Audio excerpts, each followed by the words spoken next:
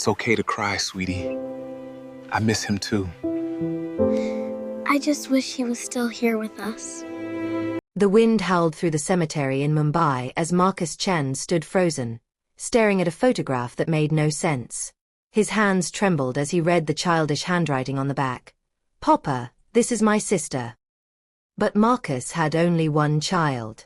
His precious son Aaron, who died 2 years ago at age 5. There was no sister. There couldn't be. 20 steps away, a little girl with tears streaming down her face whispered words that would shatter everything Marcus thought he knew. "I come here every day to talk to Aaron. He was my best friend. And there's something about me that nobody ever told you. Something he wanted you to know before he died." Who was this mysterious child? What secret had his son been keeping? And why had a stranger been watching her from the shadows for months? The answers would lead Marcus down a path of buried secrets, dangerous lies, and a truth that would change his life forever. Don't forget to like this video and comment below where you're watching from. Now, let's dive into this incredible story. The morning mist clung to the ground at Riverside Memorial Park in Mumbai. Marcus Chen, one of India's wealthiest tech entrepreneurs, stood before a small marble headstone wearing an expensive black suit that couldn't warm the cold emptiness in his chest. Aaron Marcus Chen, beloved son, 2018 to 2023. Every Monday for 2 years, no matter how many million-rupee deals awaited his signature, Marcus came here. This was sacred time, untouchable by the demands of Chen Technologies or the endless business meetings that filled his calendar. He knelt and placed a small red race car beside the fresh flowers. "I finalized the Singapore expansion today, son," Marcus whispered, his voice catching. "You would have been so proud of your papa." As he stood, a soft sound broke the cemetery's silence. Crying. Gentle, heartbroken sobbing. About 15 meters away sat a little girl, maybe 7 or 8 years old, with dark braids and a faded purple dress. Her thin shoulders shook as tears rolled down her cheeks. Something pulled Marcus toward her. "Hello, sweetheart," he said gently. "Are you all right?" The girl's head snapped up. Marcus gasped. Her eyes, large, bright, brimming with sorrow, struck something deep in his memory. Her face felt strangely familiar, though he couldn't explain why. "I'm sorry," she whispered. "I didn't mean to disturb anyone." "You're not disturbing me," Marcus assured her. "Where are your parents?" Fresh tears welled in her eyes. "I don't have parents anymore." "Not really." Marcus's heart squeezed painfully. "Who are you here to visit, dear?" Slowly, she pointed behind him. Marcus turned, following her finger. She was pointing at Aaron's grave. His son's grave. "I come here every day," the girl said in a trembling voice. "I come to talk to Aaron. He was my best friend." Marcus blinked rapidly, his mind spinning. She was 7 now, which meant she was 5 when Aaron died. But Marcus had never seen her before. Aaron never mentioned a little girl. "How did you know my son?" Marcus managed to ask. The girl's eyes widened. "You're Aaron's papa," she breathed. "Yes. My name is Marcus Chen. Please, tell me how you knew him." She clutched a worn stuffed elephant tighter. Her small hands trembled. "My name is Maya," she said quietly. "And there's something about Aaron that nobody ever told you. Something important." Marcus felt his pulse thunder in his ears. "What do you mean?" Maya glanced around nervously. "Aaron saved my life the day before he died," she whispered. "But that's not the only secret." Tears spilled down her cheeks. "Mr. Chen, there's something about me that Aaron knew. Something he wanted to tell you, but he never got the chance." Marcus stepped closer. "What secret?" Suddenly, a sharp voice echoed across the cemetery. "Maya! Maya, where are you?" Maya's face went pale. "I have to go," she cried softly. "I'm not supposed to talk to anyone. She'll be so angry." "Wait." Marcus gently touched her arm. "You can't leave like this." "What secret?" Who are you really? I'll come back tomorrow, she whispered urgently. Same time. I'll tell you everything. She looked up at him with frightened, hopeful eyes. But please, please don't tell anyone you saw me. It's dangerous. Then she ran, disappearing between the gravestones like a ghost. Marcus stood frozen, his heart hammering. As he turned back to Erin's grave, something on the grass caught his eye, a small photograph. He picked it up with shaking hands. It showed Erin, smiling his gap-toothed smile. But he wasn't alone. Standing beside him, holding his hand, was Maya. And behind them stood a woman Marcus had never seen before. He flipped the picture over. On the back, in Erin's childish handwriting, were 4 words that stopped Marcus's heart. Papa, this is my sister. Marcus couldn't sleep. He sat in his penthouse office overlooking Mumbai's glittering skyline, the photograph in front of him on his mahogany desk. Sister. How? Erin was his only child. His ex-wife Jennifer had left years ago, moved to Delhi, remarried, and later died in an accident 6 months after Erin passed. There was no sister. There couldn't be.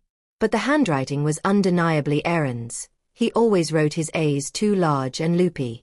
Marcus's hands trembled as he grabbed his phone and dialed a number he hadn't called in months. A groggy voice answered. Do you know what time it is? David, Marcus said, trying to steady his voice. I need you to find someone. David Kumar was the best private investigator in Mumbai. Quiet, thorough, and discreet. It's almost 3 a.m., Marcus, David grumbled. Who are you looking for? A little girl, Marcus whispered. 7 years old, dark hair, brown eyes. Her name is Maya. She visits Riverside Memorial Park every day. Silence stretched between them. This is about Erin, isn't it? David asked quietly. Yes, Marcus whispered, closing his eyes. She knew him. And I need to know everything about her. Who she is, where she lives, who's taking care of her. Everything. I'll start first thing in the morning, David replied. Start now, David. Please. Marcus's voice cracked. There's something happening that I don't understand, and that little girl is at the center of it. After a long pause, David sighed. Okay. I'll call you by noon. Marcus ended the call and stared again at the photograph. In it, Erin was beaming, his joyful smile lighting up the image as he held Maya's hand. But the woman behind them, her face was slightly blurred, as though she'd turned away deliberately. Dark hair, slim build, avoiding the camera. Who was she? And why had Erin never mentioned any of this? The next morning dragged painfully. Marcus went through the motions at Chen Technologies, sat in meetings without hearing a word, signed documents without reading them. Twice his assistant, Mrs. Patel, asked if he felt well. I'm fine, Marcus lied, though he was anything but fine. At 1 p.m., he left the office without explanation and drove straight to Riverside Memorial Park. The afternoon sun was bright, but the air felt cold. Marcus parked and walked quickly to Erin's grave. Maya was already there.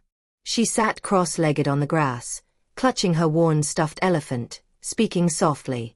Marcus couldn't make out the words, but her voice was tender, like she was talking to someone she loved deeply. His throat tightened. This was how he talked to Erin, too.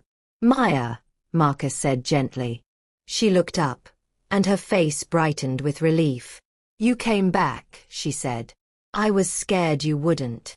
Marcus sat beside her on the damp grass, not caring that it would stain his expensive trousers. I promised I'd come, he said softly. And you promised to tell me the truth. Maya nodded, hugging her elephant tighter. Up close in the daylight, Marcus noticed how thin she was, fragile, with dark circles under her eyes. Her dress was clean but very old, and her shoes had holes near the toes. Who takes care of you, sweetheart? Marcus asked quietly. My aunt, she answered. Well, she's not really my aunt. She's just a woman who keeps children nobody wants. Marcus's heart sank. Foster care. Maya nodded. And your parents? He asked gently. I told you. I don't have parents anymore. Her voice was steady, but Marcus heard the hurt underneath. My mother died when I was 4. I don't remember her much. Marcus swallowed hard. And your father? Maya looked down, her small fingers playing with the elephant's torn ear. He didn't want me. Just 3 words, but they shattered Marcus's heart. When my mother died, he left me at the hospital and never came back, she finished, her voice small and sad. Hot anger rose in Marcus's chest.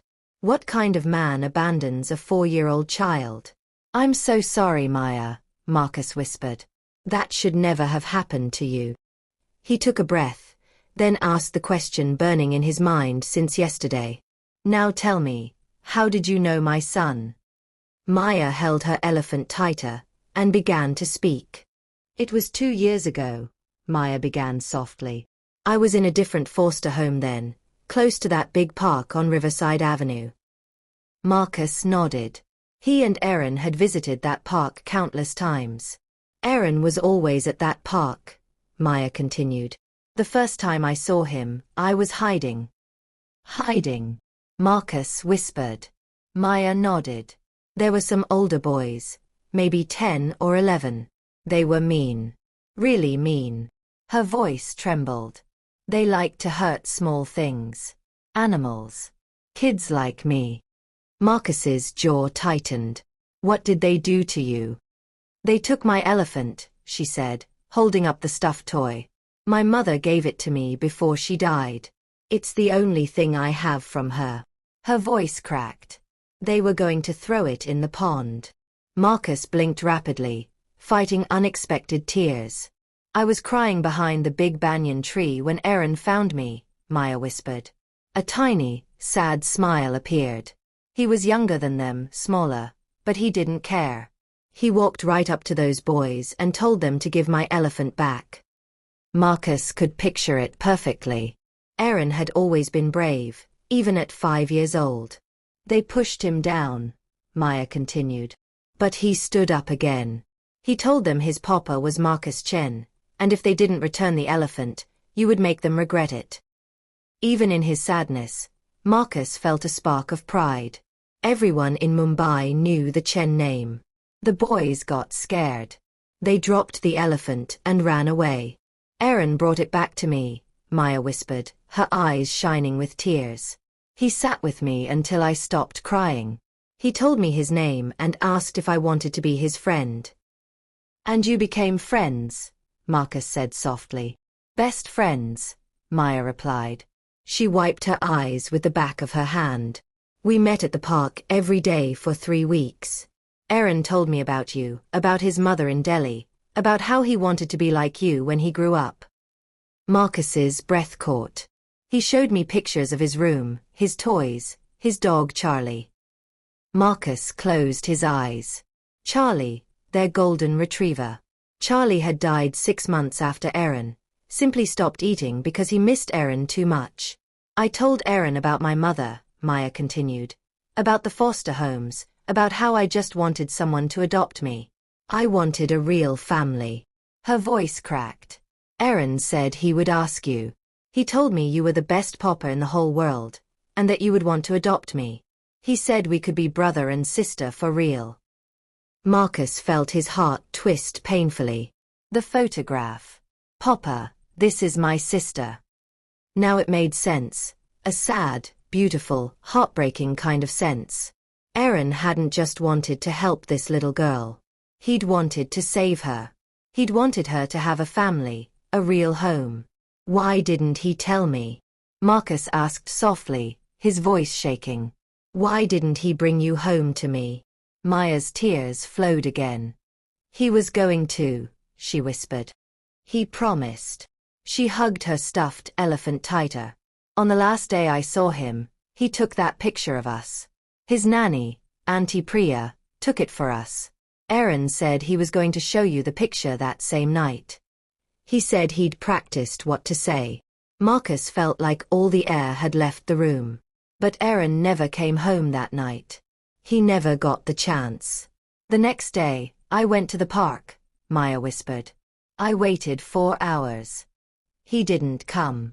Her voice dropped to barely audible. Then Auntie Priya came to find me. She was crying so much she could hardly talk. She told me there'd been an accident. That Aaron was gone. Marcus closed his eyes. The accident. He remembered it too well. Aaron had gone to Delhi with his mother Jennifer for one of her rare visits. Jennifer had been driving too fast, distracted on her phone, not watching the road. A truck appeared suddenly. Jennifer survived with minor injuries. But Aaron died instantly. Auntie Priya gave me the photo, Maya said. She said Aaron would want me to have it. Then she moved away to another city. I was taken to a new foster home across town. I never saw her again. Marcus swallowed hard. But you kept visiting his grave.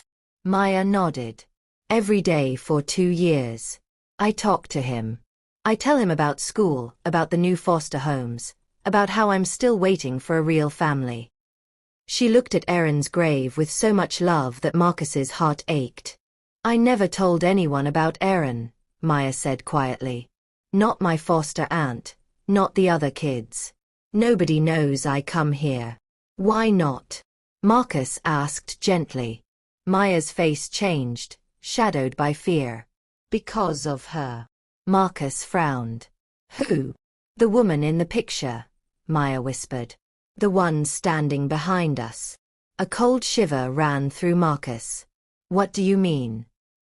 6 months after Aaron died, I started seeing her, Maya said, her hands shaking as she held her elephant close. Marcus stared at her. Seeing her where? Maya swallowed. Everywhere. When I walked to school, she stood across the road. When I played in the park, she sat on a bench watching me. At night, she stood outside the foster home gate, staring at the house. Marcus's stomach twisted. Did you tell anyone? I tried, Maya whispered bitterly.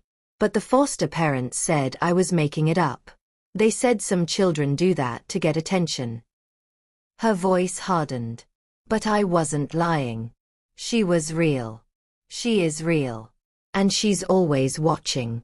Marcus slowly brought out the photograph and showed it to Maya. Is this the woman? Maya glanced at it quickly. Too quickly, as if even looking at the picture frightened her. That's her, she whispered. I don't know her name. I don't know what she wants. Her voice dropped, trembling with fear. But Mr. Chen, I think she knew Aaron too. And I think she knows something about the accident. Marcus's breath stopped. What makes you think that? Maya looked around nervously, as if scared the woman might appear. Because 3 months ago, she talked to me. Marcus froze. You spoke to her? No, Maya whispered. She spoke to me. Ice filled Marcus's veins. What did she say? Maya hugged her elephant so tight it looked like she might crush it. I was here in the cemetery, just like now, she said shakily. She walked straight up to me and said. Maya's voice trembled. You're the girl Aaron wanted to save. Marcus's heart hammered. Then she asked me if I knew the truth about what happened that day. Marcus's mind raced like a storm. What truth? What did she mean? I don't know, Maya whispered. She scared me, so I ran away. She swallowed hard. But since then, she's been closer. She follows me everywhere. Sometimes she leaves things for me. Marcus leaned forward, his voice low. What things? Maya looked frightened as she reached into her dress pocket. Her little hands shook as she pulled out a crumpled piece of paper and slowly handed it to Marcus. He unfolded it carefully. The handwriting was neat, elegant, but cold. The accident wasn't an accident. Aaron knew something dangerous. Ask Marcus about Jennifer's secrets. Ask him why his son really died. Marcus felt the world spin. This is insane, he whispered. Jennifer's secrets? No. The police investigated everything. It was a simple car accident. Jennifer was speeding, not paying attention. There was no conspiracy. But even as he said it, doubt crept into his heart. Jennifer had acted strange before the accident. She'd called him twice, asking odd questions about his company, about certain business associates. She'd been nervous, shaky. Marcus had assumed her new marriage was failing. But now, what if it was something more? "Mr. Chen, please," Maya said, standing up, her voice full of fear and truth. "There's something I never told you." Marcus looked at her. "What is it, sweetheart?" "Aaron saved my life once," Maya whispered. "The day before he died." Marcus felt his heart stop. "How?" "We were at the park," Maya said. "Those bad boys came again, but this time they had a knife." Marcus's breath caught. "They cornered me near the pond. They said they were going to hurt me." Her voice shook badly. "Aaron saw them. He ran to get help, but he slipped and fell into the pond. It was deeper than we thought, and he couldn't swim well." "Jesus," Marcus breathed. "What happened?" "I jumped in to save him," Maya said, tears falling. "I can swim. My mother taught me before she died." She wiped her face with trembling fingers. "I pulled him out. We were both shivering, coughing, scared. The boys ran away." Marcus's eyes filled with tears. "His little boy. Aaron told me," Maya whispered. "You saved my life. That means we're family forever. Real family." A tear rolled down Marcus's cheek. "The next morning, he planned to tell you everything," Maya continued softly. "About me, about the boys, about wanting you to adopt me. Auntie Priya said he was so excited." She took a deep breath. "But then he died," Marcus finished, his voice hollow. Maya nodded. "And that woman, she knows something. I can feel it. She keeps saying Aaron's death has something to do with you, with your work, with secrets Jennifer had." Marcus looked at the note again. Jennifer's secrets. What secrets? Their marriage had been difficult, yes, but not mysterious. After their divorce, Jennifer had married another wealthy man, Derek Shah, a businessman. They'd looked happy from the outside. Unless there was something else. Something hidden. Marcus suddenly stood. "I need to make a phone call." Marcus pressed his phone to his ear as Maya watched with worried eyes. The call connected. "I was just about to call you," David said. "I found something about your girl, Maya." "Talk to me," Marcus replied urgently. "Her full name is Maya Morrison. She's 7 years old," David continued. "She's in foster care with a woman named Janet Kapoor in South Mumbai." Marcus nodded slowly. That part matched. "But Marcus, this is where things get strange," David added. Marcus's eyebrows tightened. "Go on." David sighed deeply. "According to official records, her mother, Sarah Morrison, died 4 years ago from pneumonia." Marcus looked at Maya. Her story matched. "So what's the problem?" Marcus asked. "The problem is," David said, "Sarah didn't die 4 years ago." Marcus froze. "What are you saying?" "She faked her death," David said quietly. "Sarah didn't die in the hospital 4 years ago. She actually died 2 years ago, 2 full years after everyone believed she was gone." Marcus sank onto a bench. "You're telling me she pretended to be dead?" "Yes. She disappeared. No hospital records, no home address, nothing. She changed her name multiple times to stay hidden. Whatever she was running from, she was terrified." Marcus swallowed hard. "What else?" "This part you need to sit down for," David warned. "Just say it." Sarah Morrison worked as a private secretary. "Guess for whom?" "David, no riddles." "For Jennifer Chen," David said quietly. "Your ex-wife." Marcus felt the air leave his lungs. "What?" "Sarah was Jennifer's personal secretary for 2 years before she faked her death. She handled Jennifer's private correspondence, accounts, schedules, everything. They were close. Marcus remembered seeing a quiet woman with dark hair around the house. He'd never known her name. Jennifer always had staff coming and going. Did Jennifer know about Sarah's daughter? Marcus asked. That's unclear, David replied. But listen, here's the real shock. 3 weeks before Sarah actually died 2 years ago, she sent a sealed envelope to a lawyer with strict instructions. Marcus's heart pounded. What kind of instructions? The letter should only be opened if she truly died or if anything happened to Maya. Marcus's hands trembled. What lawyer? Advocate Thomas Benjamin, Norrimon Point. His office has been holding Sarah's envelope for 2 years, waiting for someone to ask about Maya. Marcus closed his eyes briefly. What's inside? Information about Maya's father and evidence connected to Jennifer. Marcus felt his heart twist. Set up a meeting. Today. Already done. 3 p.m. Marcus ended the call and looked at Maya. She stood quietly, gripping her stuffed elephant. Your mother worked for my ex-wife, Marcus said softly. Did you know that? Maya's eyes widened. No, she whispered. My mother never told me. She always said her job was private, confidential. Did she ever mention Jennifer?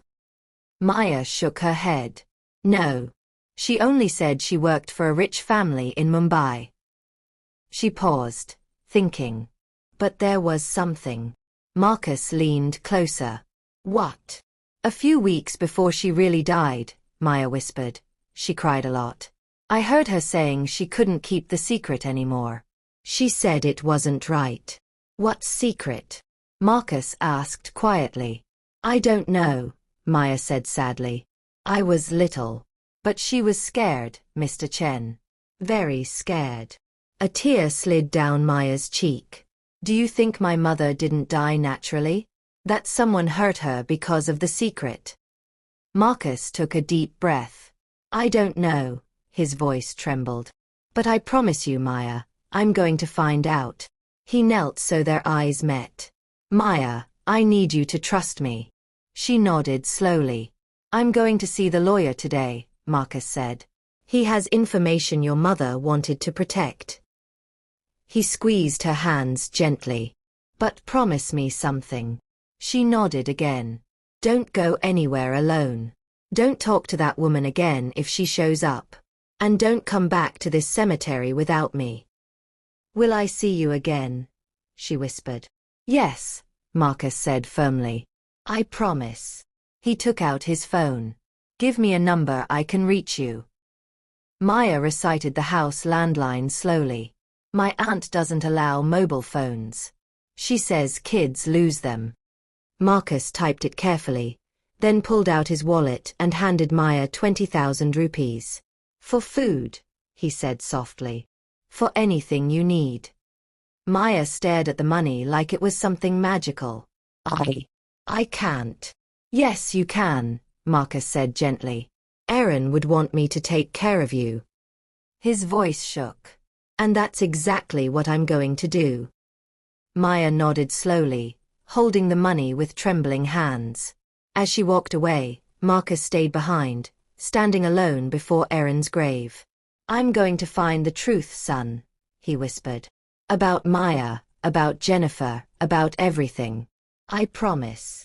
Later that afternoon, Marcus sat in a plush leather chair at the law offices of Benjamin and Associates, high above Norrimon Point overlooking the Arabian Sea. Advocate Thomas Benjamin, a silver-haired man in his 60s with sharp eyes and steady hands, placed a sealed brown envelope on his desk. Mr. Chen, Benjamin said, I've kept this envelope for 2 years, waiting for the day someone would come looking for it. Marcus stared at the envelope.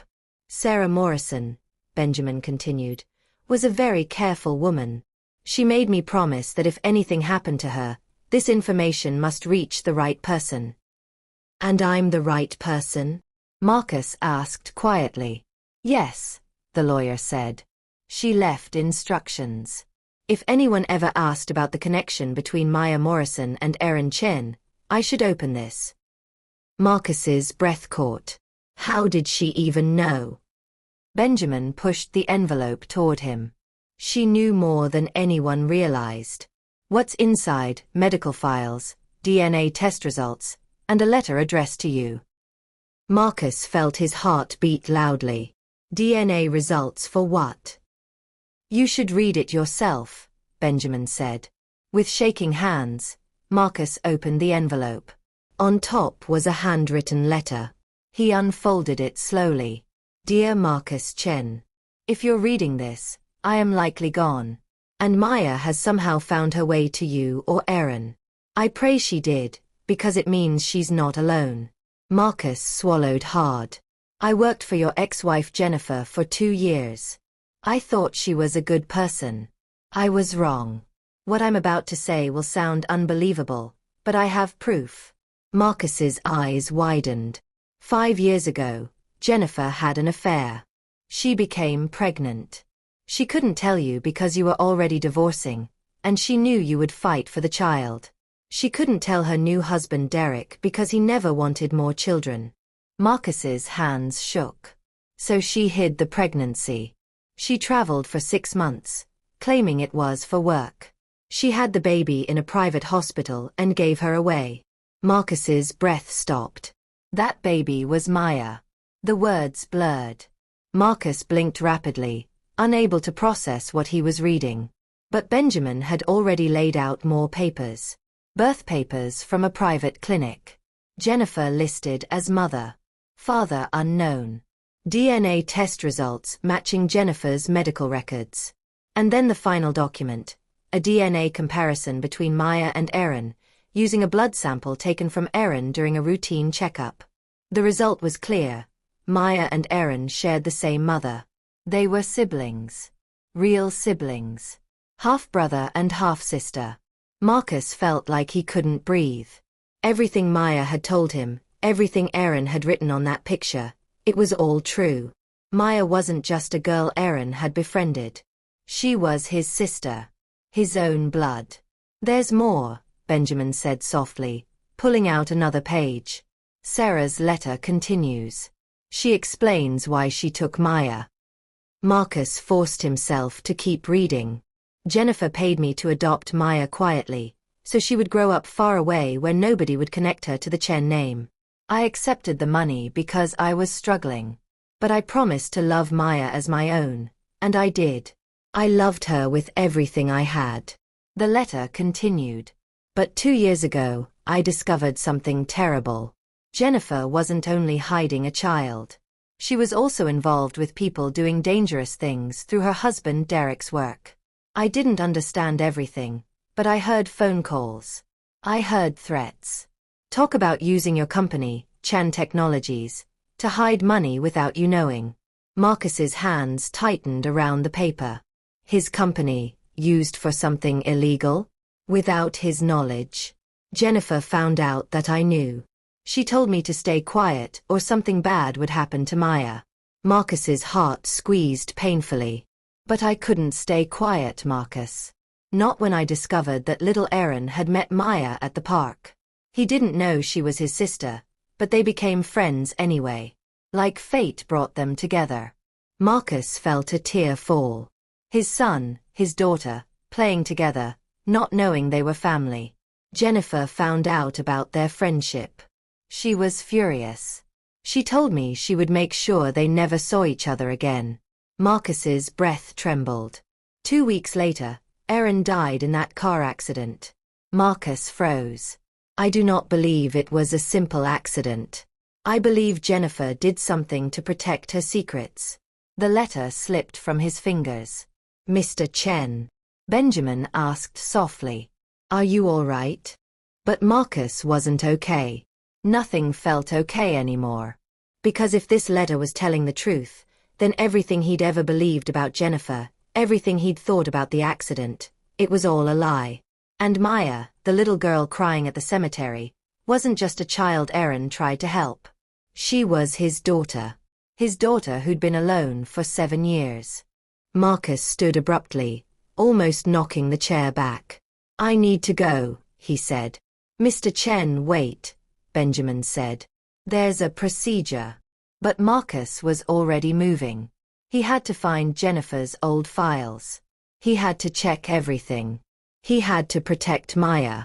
Because if someone was hiding secrets, they might still be trying to hide them now. And Maya was not safe.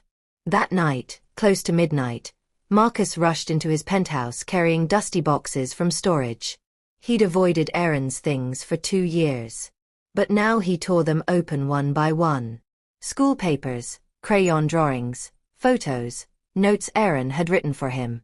He searched desperately for anything, even the smallest clue connecting Aaron to Maya or to Jennifer's secrets. His phone rang. David. Marcus, I've been digging into Jennifer's finances before she passed, David said quickly. Marcus stopped searching. What did you find? She withdrew 250 million rupees in cash 3 weeks before the accident, David said. No record, no explanation. Marcus froze. Maybe she used it to pay someone. Or to keep someone quiet, David replied. That's not all.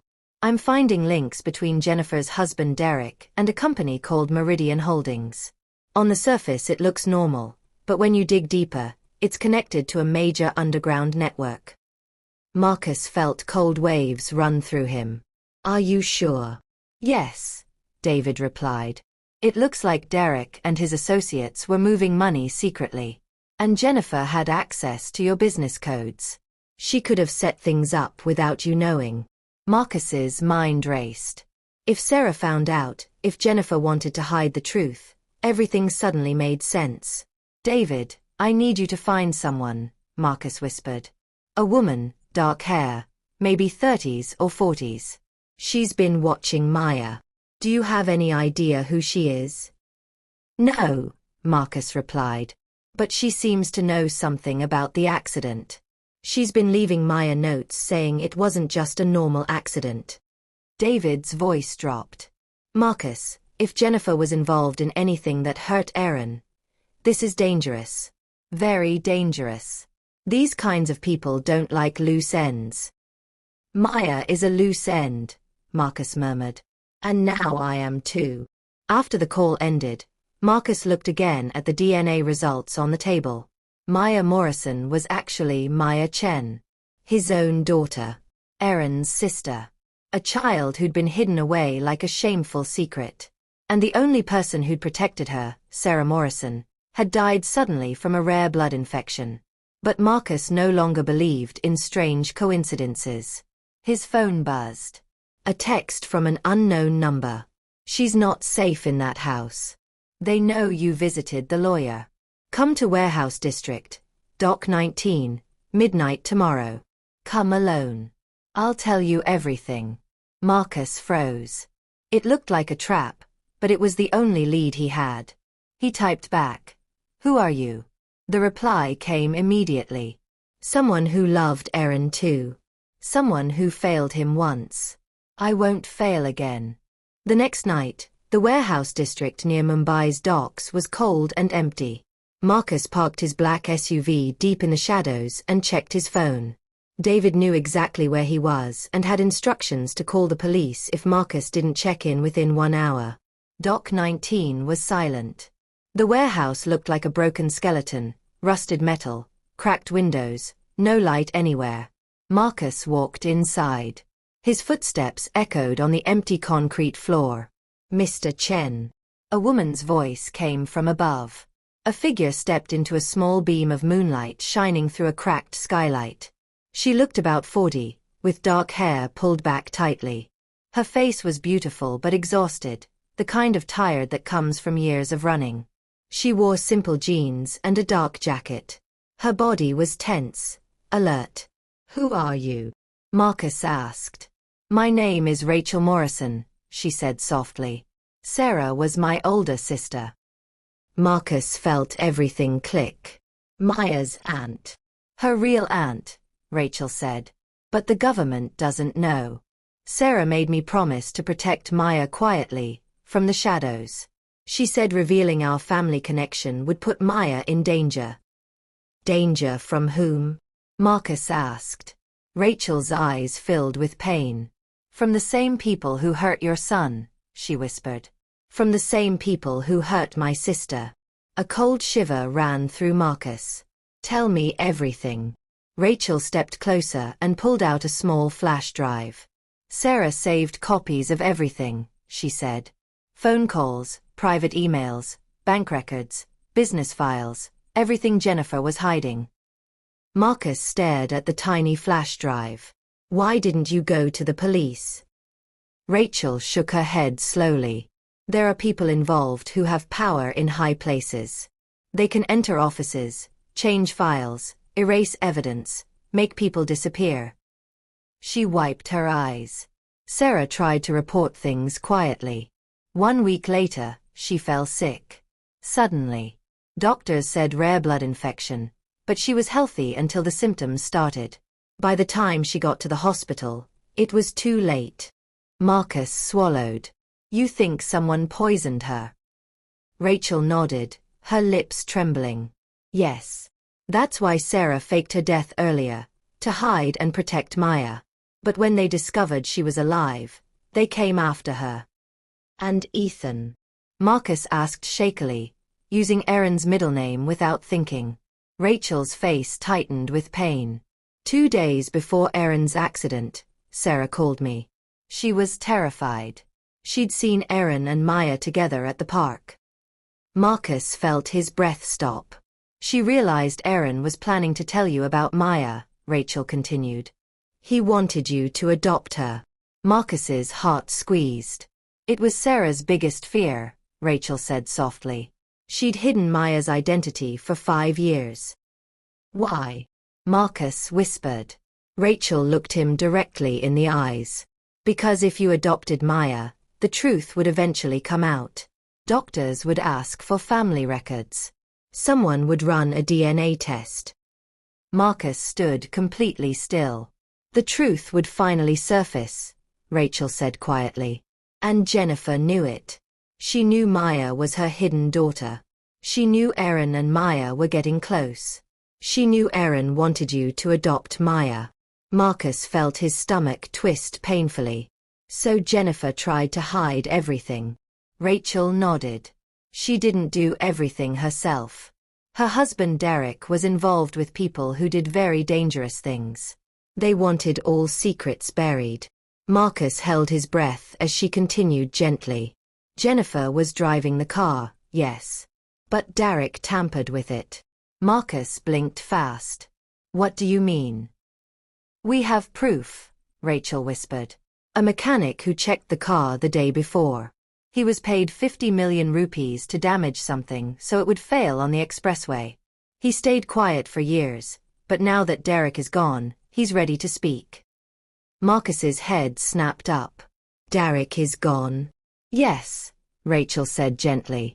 He passed away 3 months ago. Some of the people he worked with stopped trusting him, and things became dangerous for him.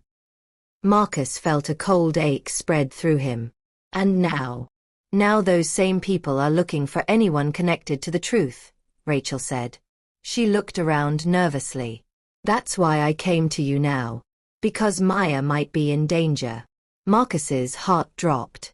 But Maya doesn't know anything. They don't know that, Rachel replied softly. All they know is she's Jennifer's hidden daughter. And when people who hide secrets become scared, they try to silence anything that reminds them of the truth. She stepped closer. Mr. Chin, you must take Maya somewhere safe tonight. And after that, you must expose everything. It's the only way to protect her. Marcus's phone buzzed suddenly. A message from David. Leave now. I just heard something. People are heading to Dock 19. They know you're meeting someone. Marcus's head jerked up. We need to leave. Rachel's eyes widened as she heard the sound of cars pulling up outside. Go, she whispered, pushing the flash drive into Marcus's hand. Take it. Then loud footsteps entered the warehouse. Run, Rachel said, pushing Marcus toward a back exit. Marcus ran, holding the flash drive tightly. He heard Rachel's hurried steps behind him. They slipped out through a side door into a narrow alleyway. Marcus looked toward his car. It was too far. "This way," Rachel said, guiding him through the quiet maze of buildings. She clearly knew the place better than he did. They reached a metal fence with a small opening. "There's a gap here," Rachel said, slipping through carefully. Marcus followed, feeling the fence scrape his shirt. "My car is 2 streets away," Rachel said, breathing fast. "Blue sedan with old doors." They hurried down the empty road. Marcus glanced back and saw 2 silhouettes following them at a distance, walking quickly. Rachel's car appeared ahead, an old faded sedan. She unlocked it with shaking hands. Marcus got into the front seat as she started the engine. The car moved forward quickly. "They're following us," Marcus said, seeing the figures behind them moving faster. Rachel didn't answer. She focused on driving, turning sharply into small streets Marcus had never seen before. The car shook each time she turned, but she kept going. "They're getting closer," Marcus whispered. "Not if I get to the station first," Rachel said. "Hold on." She drove onto a main road and past a traffic signal as nearby cars honked loudly. Marcus's phone rang. He answered without looking. "David, we're being followed." "I know," David replied. "I have officers coming to your location. Keep driving toward Marine Drive Station. You're 3 minutes away." Rachel turned the steering wheel sharply to avoid a taxi. A dark SUV was still behind them, following closely. "They're right behind us," Marcus said, holding on to the seat. The SUV moved closer. Rachel held the wheel tightly, trying her best to keep the car steady. Then Marcus saw something ahead. Bright red and blue police lights flashing toward them. 3 police vehicles were driving straight in their direction. The SUV must have noticed because it suddenly turned away and disappeared into a side street. Rachel finally pulled over.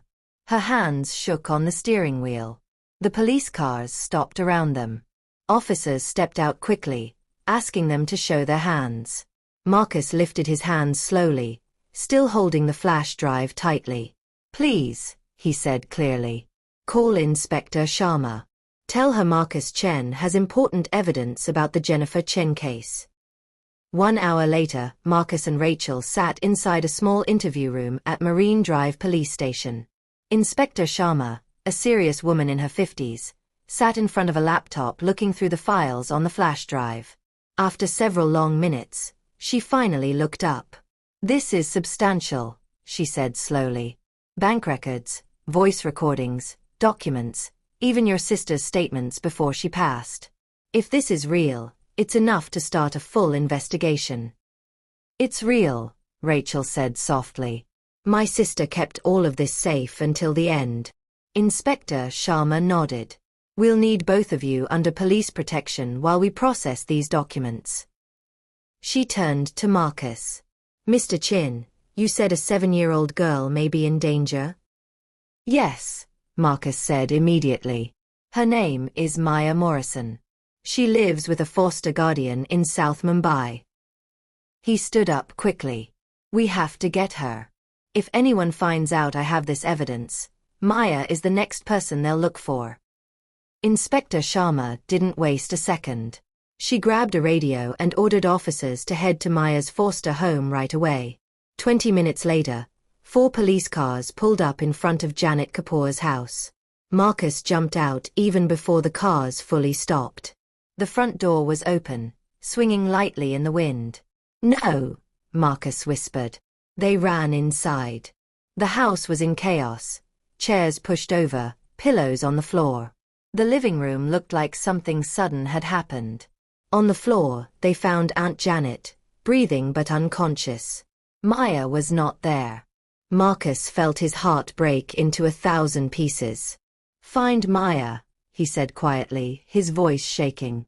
"Please find my daughter." Inspector Sharma knelt beside Aunt Janet as she slowly opened her eyes. "Mrs. Kapoor, can you hear me?" Sharma asked gently. "What happened?" Aunt Janet blinked, confused, holding her head. "Some men came asking for Maya," she whispered. I tried to stop them. They said she belongs to them now. Marcus felt the world spin. His daughter, the daughter he'd just discovered, taken by the same people who'd hurt his family before. His phone began to ring. An unknown number. Inspector Sharma looked at Marcus sharply. "Answer it," she said, signaling for the call to be traced. Marcus pressed the speaker button. "Hello." A man's voice answered, calm and smooth. "Marcus Chen. You have something that belongs to us. And we have something that belongs to you." Marcus felt his heart drop. "If you hurt her." "We don't harm children," the voice interrupted calmly. "But we do need to know that the information your friend Rachel gave you will disappear." Marcus's voice trembled. "You caused my son's death." There was a long silence. Then the man said quietly, "That was Derek. A very poor decision. He acted without our approval. We would never support harming children." Marcus's jaw tightened. "And what about Sarah? You killed her." Another pause. "That was also Derek. He became a problem. That's why we removed him." Marcus felt cold. "Now let's speak about today," the voice said calmly. "You have information that can harm us. We have the girl. A simple exchange. You give us the flash drive. We give you the child." Inspector Sharma shook her head urgently, mouthing, "No trade." But Marcus's heart was too full. "Where?" he asked. "Tomorrow night. The old Chen Technologies warehouse by the river. Midnight. Come alone with the flash drive. We'll bring the girl." "How do I know you'll let her go?" Marcus whispered. "You don't," the voice said simply. "But think about this. If we wanted to harm her, it would have already happened. We want the evidence gone. Give us the drive, and maybe all of you can walk away quietly." Then the call ended. Inspector Sharma grabbed her radio. "We need units ready for a rescue operation. Chen Technologies warehouse, tomorrow midnight." But Marcus wasn't listening. His phone buzzed again. Another text from an unknown number, with a photo attachment. Marcus tapped it open. His whole body went cold. It showed Maya sitting on a chair in a small room with concrete walls. She was crying softly but looked physically okay. Behind her stood a woman with dark hair. Jennifer. Alive. Under the picture was a message. Surprise. Family reunion at midnight. Don't be late, Marcus. We have a lot to talk about. Jennifer's alive, Marcus whispered, staring at the image. Inspector Sharma looked at the photo, stunned. This changes everything. Rachel grabbed Marcus's arm. If Jennifer has Maya, then who are those other people trying to meet you? Before Marcus could answer, his phone rang again. This time it was Jennifer. Her voice came through the speaker. Smooth, familiar, chilling. "Hello, Marcus. Did you miss me? Where is she?" Marcus asked immediately. "Where is Maya?" "Our daughter is fine," Jennifer said calmly. "She's scared, confused, but she's safe for now. And she'll stay safe as long as you do exactly what I tell you." Marcus's jaw tightened.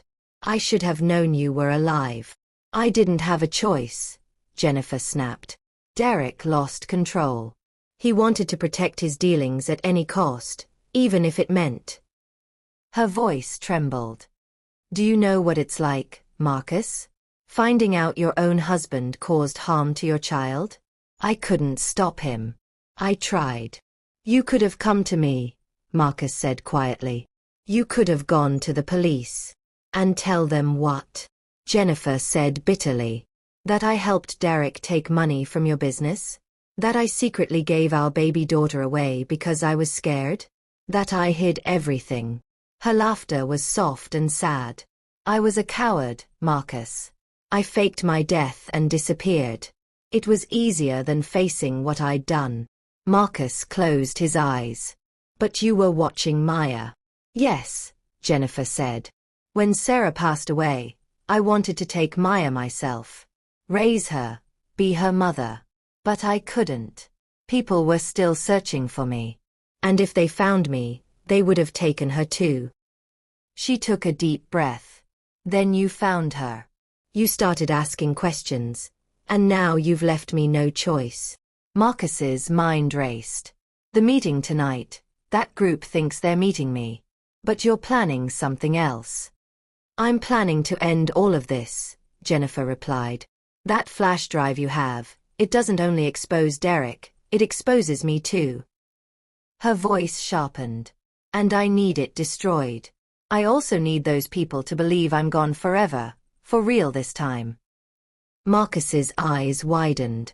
So you're going to confront them? I'll do whatever I must, Jennifer said coldly. And you, Marcus, you're going to help me. Tonight at midnight, you'll go to the warehouse with the flash drive. The group will be there expecting a simple exchange. But I'll be there too, with people who can help. We'll make sure they can't disturb our lives anymore. Then Maya and I will disappear. You'll never see us again. You're not thinking clearly, Marcus said softly. If you think I'll let you take Maya away. You don't have a choice, Jennifer cut in. I carried her. I brought her into this world, and right now I'm the one holding her.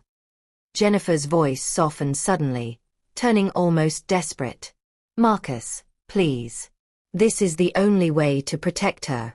If the wrong people find out Maya is my daughter, they'll never leave her alone.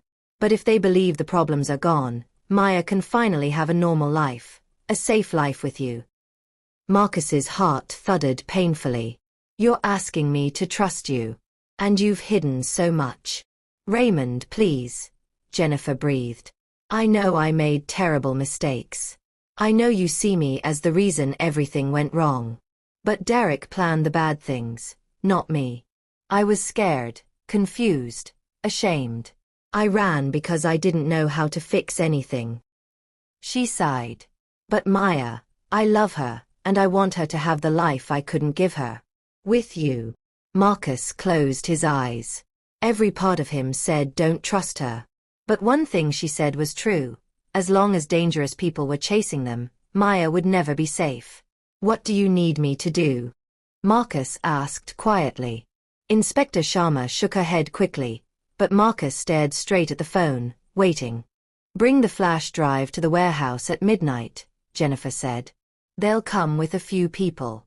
You walk in alone. Act like you want to talk. Keep them busy, and then my team will handle the rest. You'll take Maya and run. By the time everything settles, people will believe Jennifer Chen is gone again, and Marcus Chen is a brave father who saved his foster daughter. Foster daughter? Marcus repeated softly. That's the story, Jennifer said. You met Maya at the cemetery. You found out she was alone. You started adoption plans. Tonight's incident was just criminals gone wrong. Everyone involved will vanish from the story. You'll be a hero. Maya will be safe. It's perfect. And what about you? Marcus whispered. I'll disappear again, she said sadly. That's all I've ever been good at. Jennifer's voice grew soft and emotional. Marcus, I know you may never forgive me, but I loved Erin so much, and I love Maya too. I only want her to have a beautiful life, even if I can't be in it. Marcus looked around the room at Inspector Sharma, at Rachel, at the officers preparing. He thought of Erin's grave, of Maya crying by the headstone, of the photograph with tiny handwriting. Papa, this is my sister. He took a deep breath. Okay. I'll do it. Jennifer exhaled, relieved. Thank you. And Marcus, I'm truly sorry. Then she ended the call. Immediately, Inspector Sharma began giving quiet instructions to her team. Everyone prepare. Full surveillance, full support. We're handling this carefully. But Marcus pulled her aside. You can't rush in loudly. If the group suspects anything, Maya could be moved again. We can't risk that. So what do you suggest? Sharma asked. Marcus looked down at the flash drive in his hand. I suggest we give them exactly what they want, but not how anyone expects. He turned to Rachel. How much of Sarah's evidence is on this drive? Everything, Rachel said. Why? Marcus nodded slowly. Because I'm going to make a copy. The group will get the original. Jennifer will believe everything is gone. But we'll keep the backup. His voice grew firm. And when this is all over, when Maya is safe, we'll use the backup to bring everyone to justice, including Jennifer. Rachel smiled a sad, proud smile. You're finally thinking like my sister. Midnight arrived. Marcus stood outside the old Chen Technologies warehouse by the river. The flash drive was in his pocket. A small recording device was taped to his chest. All around the dark area, hidden in shadows, police officers waited quietly. Marcus pushed open the old metal door. The warehouse was huge and quiet, with only moonlight streaming through broken skylights. There, right under the light, Maya sat on a chair. She wasn't tied, but she looked frightened. Maya, Marcus whispered, stepping forward. Stop, a man's voice said. A tall man walked out of the shadows with 4 guards behind him. Mr. Chin, show me the flash drive. Marcus lifted it. A guard stepped forward, took it, and checked it. This better be real, the man said. It is, Marcus replied. Now please let her go. Suddenly, a side door opened loudly. Jennifer walked in, looking strong and determined, with 3 people behind her. No one move, she said firmly. The man leading the group smirked. Well, well. Jennifer Chen, alive after all. Let my daughter go, Jennifer said, her voice shaking. Your daughter? The man laughed softly. How sweet. Tell me, did you cry for your son the same way? Jennifer flinched. Derek caused everything. I didn't plan any of it. But you helped him, the man replied. You gave him access. You made him feel untouchable. I'm ending this, Jennifer said, her hands shaky. No, Marcus said quietly. Everyone turned to look at him. No more running. No more secrets. This ends with the truth. He touched the small wire on his chest. Everything said here is being recorded. The police are all around this building. And Jennifer, I made a backup of that flash drive. All the proof is safe. Jennifer's face turned pale. Marcus, you don't understand. I understand that you chose the wrong things over our children, Marcus said softly. But Maya deserves the truth, and she deserves safety. Marcus walked forward and knelt beside Maya. He gathered her gently into his arms. She held him tight and cried. It's okay, sweetheart, he whispered. You're safe now. I'm here. I promise. I want to go home with you, Maya cried into his chest. Marcus kissed her forehead. And that's exactly what we'll do. That was the signal. Police flooded into the warehouse, surrounding everyone. The guards put their hands up peacefully. There was no fight, no violence, only surrender. Jennifer turned as if she wanted to run, but Inspector Sharma was already standing behind her. Jennifer Chen, Sharma said calmly. You're under arrest. Jennifer didn't struggle. She looked at Maya in Marcus's arms, and her face broke into tears. I'm sorry, Maya. I'm so sorry, she whispered. You tried to protect yourself, Marcus said quietly. But maybe now Maya has something better. Jennifer lifted her eyes to him.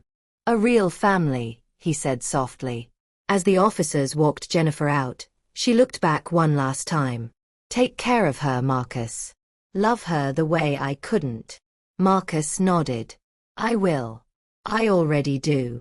3 months later, Marcus stood in the cemetery. But this time, he wasn't alone. Little Maya stood beside him, holding his hand. She wore a warm pink coat and clean new shoes. Her hair was neat and shiny. She looked healthier, happier. Together, they placed fresh flowers on Aaron's grave. Do you think he knows? Maya whispered. That we're family now? Marcus smiled, tears in his eyes. I think he knows, sweetheart. I think he helped bring us together. He saved me twice, Maya said softly. Once at the park, and once by bringing me to you. Marcus knelt and hugged her tight. No, sweetheart. You saved us. You helped me live again. They stayed there for a long time, father and daughter, honoring the little boy who loved them both so deeply. Behind them, Rachel Morrison watched quietly, smiling. Her sister Sarah's daughter finally had a real home. Jennifer sat in a correctional facility waiting for her trial. She had agreed to cooperate with the courts. She also asked for monthly updates about Maya's well-being. Marcus agreed, because no matter what happened, Jennifer was still Maya's mother, and Maya deserved to know her story someday. Ready to go home? Marcus asked, holding Maya's hand. Yes, Maya said with a bright smile, a smile that looked exactly like Erin's. Let's go home, Papa. Papa. Marcus's heart filled with warmth. As they walked toward the car, Maya turned back and blew a small kiss toward Erin's grave. Thank you, big brother, she whispered. Thank you for finding me. The evening wind rustled through the trees. And for just a moment, a soft, joyful sound floated in the air. A little boy's laughter, light, happy, finally free. Marcus and Maya walked away together. A family at last. Different, healing, whole. Moral of the story. Family is not only the people we're born to. Family is the people who love us, protect us, and choose us every single day. Truth brings healing, and love brings new beginnings. Erin may have been small, but his heart was big. He helped his little sister even when he didn't know she was family. This teaches us that kindness is powerful. Sometimes the help you give today can save someone's life tomorrow. Always be kind, because your goodness can bring a broken family back together. Thanks for watching this incredible journey. If you enjoyed this story, please hit that like button and subscribe to our channel so you never miss another touching story. Drop a comment below telling us where you're watching from and what you thought of Marcus and Maya's story. We love hearing from you. Share this video with someone who needs to hear this message of hope and family today. See you in the next story.